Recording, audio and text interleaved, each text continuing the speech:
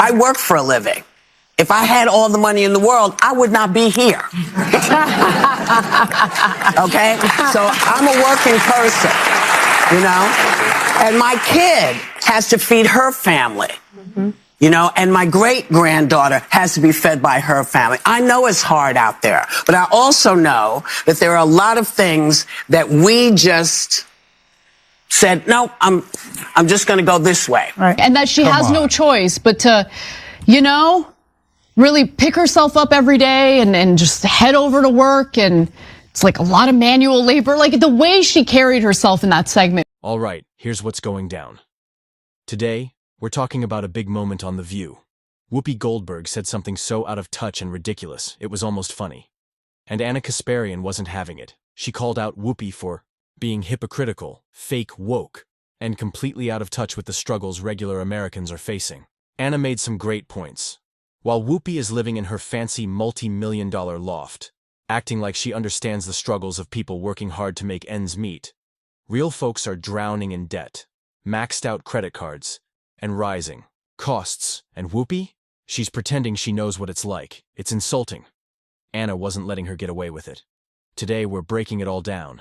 The lies, the fake woke act, and why shows like The View have no business pretending to speak for everyday working people. And millions of people that felt heard. And that's what I'm trying to lock into. It won't change my stance, or maybe it will. I'm open to someone trying to convince me. That Donald Trump is good for people? If that's what you're hearing, you're missing my whole point. I am. I appreciate that people are having a hard time. Me too. Yeah. I work for a living. Congratulations. Do you? All right. Well, the ladies of The View are still trying to figure out what went wrong in the presidential election, with some still rejecting the idea that Democrats abandoning working class Americans certainly did not help their cause. Definitely hurt them in this election. What's even more interesting is how Whoopi Goldberg, someone who is worth tens of millions of dollars, views herself as a working class American. Let's take a look. I appreciate that people are having a hard time. Me too. Yeah. I work for a living. If I had all the money in the world, I would not be here. Okay? So I'm a working person, you know? And my kid has to feed her family.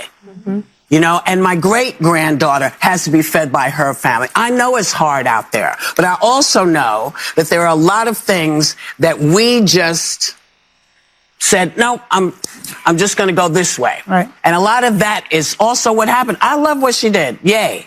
You know, we talk to people all the time who say, this is what's bothering me. But the thing that's bothering everybody should not be the thing that puts 85% of other people in danger. Yeah. What is she talking about? That's what we're saying. I think the 60% of Americans who are living paycheck to paycheck already feel that they have been in danger. The main problem. Whoopi Goldberg pretending to be working class. On The View, she said she understands the daily struggle because she works for a living and supports her family. But Anna Kasparian and others weren't buying it.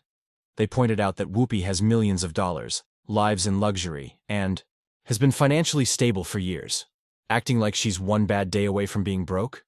That's not only false, it's disrespectful to people who are actually struggling to make ends meet. Anna's message? Own your wealth, Whoopi, and stop pretending you're like everyone else. The View also got criticized for being a liberal echo chamber. It's not the open, inclusive space it claims to be. Anna and others said the show doesn't have real debates. They don't bring people on who truly challenge their views, and when there is any disagreement, it's controlled and safe. The show just pushes the same ideas over and over without giving space for real, honest discussions.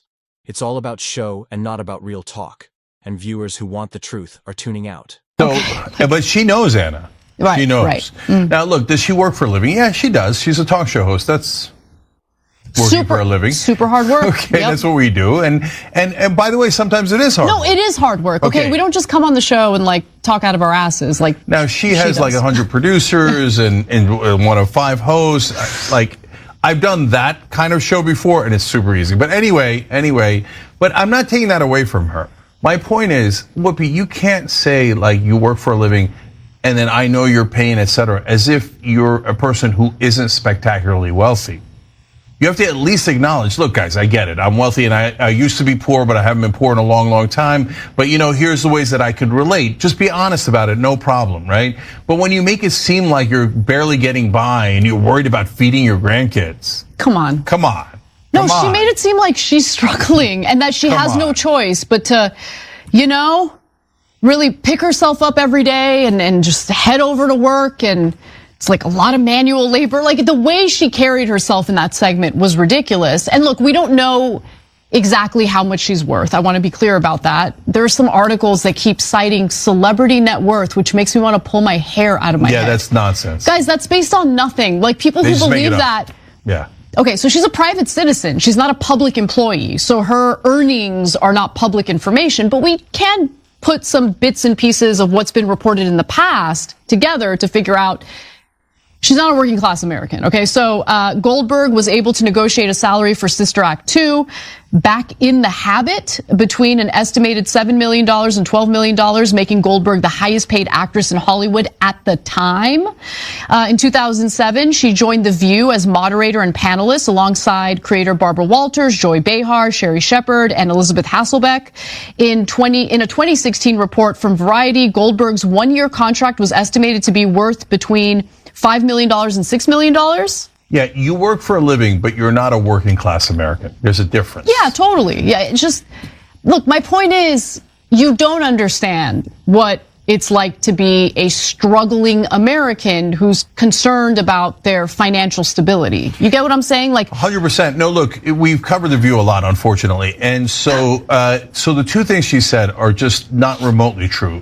Which she's, about being a working class American. She said, Me Too. I guess maybe that's the new Me Too movement for rich people on TV. Look, working class, me too. Me too. Come on, guys. Come on. It insults our intelligence, right? But the second thing she said near the end there, if I understood it right, was she was saying, well, we talk to people all the time that disagree. Do you? I mean, I get it that you have you have the former Trump people, etc. But there are now never Trumpers have flipped and are on your side, and they gently bring up some points that other people might be thinking, etc. And then everybody yells, etc. But have you didn't hold back when pointing out the huge gap between Whoopi Goldberg's lavish lifestyle and the financial struggles millions of Americans are facing? While Whoopi relaxes in her fancy Soho loft, real people are buried in debt, watching credit card problems get worse, and stuck with wages that can't even cover basic needs. Kasparian made it clear, the issue isn't Whoopi's wealth, it's that she refuses to admit it and pretends to struggle like everyone else. Americans are maxing out credit cards just to survive. Loans have become a lifeline. And meanwhile, media elites like Whoopi throw around words about hardship, but they don't actually live through any of it. That's not just fake, it's insulting. Kasparian also criticized the entire media and political elite, calling them out for being out of touch. Most of them come from rich families and went to elite schools, never having to worry about how they'll pay the bills. The result is a media world that focuses on issues that only matter to the wealthy, while the rest of the country fights just to get by. Bottom line, these elites don't represent the people. They represent each other.